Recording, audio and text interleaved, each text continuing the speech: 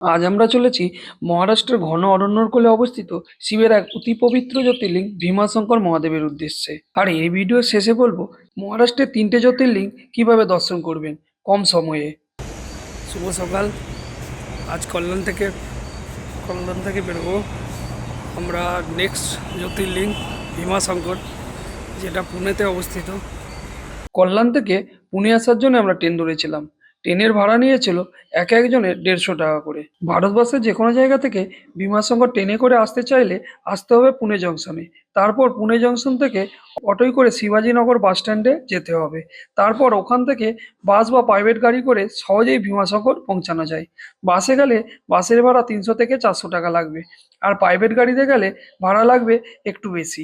শিবপুরাণ অনুযায়ী এই জ্যোতির্লিঙ্গের কাহিনী, ভীমাশঙ্কর নামের সঙ্গে যুক্ত আছে এক অসুর, ভীমাসুর। পুরাণ মতে সে ছিল রাবণের ভাই কুম্ভকর্ণের পুত্র।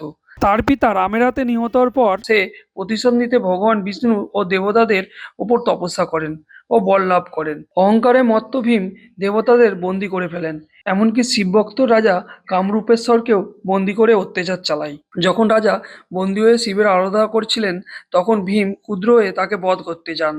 সেই সময় ভগবান শিব স্বয়ং আবির্ভূত হয়ে ভীমকে বধ করেন। তারপর দেবতারা প্রার্থনা করেন, প্রভু, এই স্থানে আপনি চিরকাল জ্যোতিরূপে বিরাজ করুন।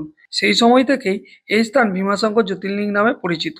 পুনে স্টেশন থেকে আমরা প্রাইভেট গাড়ি বুক করেছিলাম, যার ভাড়া লেগেছিল যাওয়া আসা মিলিয়ে 4000 টাকার মতো। আমরা ছিলাম 5 জন। রাস্তার দুপাশে ঘন গাছ, আর মাঝে মাঝে মেঘ নেমে আসে চোখের সামনে। গাড়ি যখন ভীমাশঙ্করের দিকে এগোয়, মনে হয় স্বয়ং কৈলাসের পথে চলেছি। প্রাকৃতিক সৌন্দর্য এতটাই নিঃশব্দ যে নিজের ভেতরে শিবতত্ত্বের অনুভব করা যায়। এখানে হচ্ছে 100 টাকা করে, এখানে 5 জনের জন্য 5টা। মন্দিরে একদমই ভিড় কম। আমরা পুজোর ডালা কিনে বেরিয়ে পড়েছি।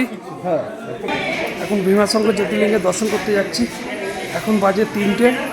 বেরিয়েছিলাম সকাল 7টায়, কল্যাণ থেকে বেরিয়েছিলাম 7টায়। আস্তে আস্তেই 3টে বেজে গেল।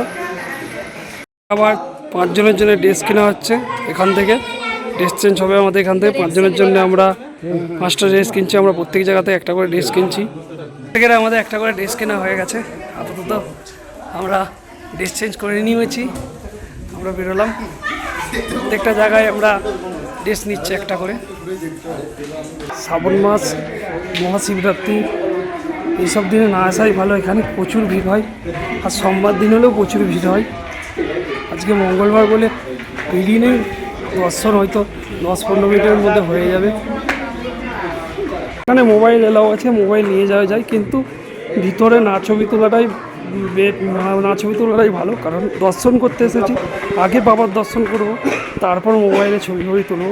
মন্দিরের প্রবেশপথে ঢুকতেই চোখে পড়বে বিশাল নন্দী মহারাজ। ভিতরে পাথরের গঠনের তৈরি এক অপূর্ব শিবলিঙ্গ, যা দেখতে ছোট হলেও অত্যন্ত শক্তিশালী ও পবিত্র।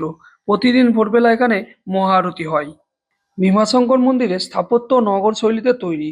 মন্দিরের প্রাচীন অংশ পাথরের, যেখানে দেবদেবীদের নানা মূর্তি খোদাই করা আছে। বিশেষজ্ঞদের মতে এই মন্দিরটি তৈরি হয়েছিল 1300 থেকে 1500 শতাব্দীর মধ্যে।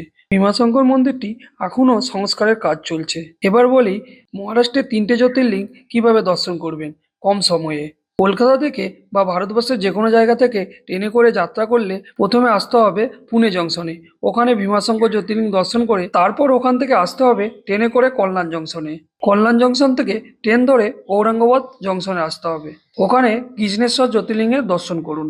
তারপর আবার ঔরঙ্গাবাদ জংশন থেকে নাসিক জংশনে চলে আসুন। ওখানে ত্রিম্বকেশ্বর জ্যোতির্লিঙ্গের দর্শন করুন। ওখান থেকে বাড়ি আসার জন্য অনেক ট্রেন পেয়ে যাবেন। আমি আর এই ভিডিওতে আলাদা করে বললাম না স্টেশন থেকে কিভাবে পৌঁছানো যাবে, কারণ মহারাষ্ট্রের 3টে জ্যোতির্লিঙ্গের আমার আলাদা করে ভিডিও বানানো আছে। কারো প্রয়োজন হলে একবার দেখে নেবেন।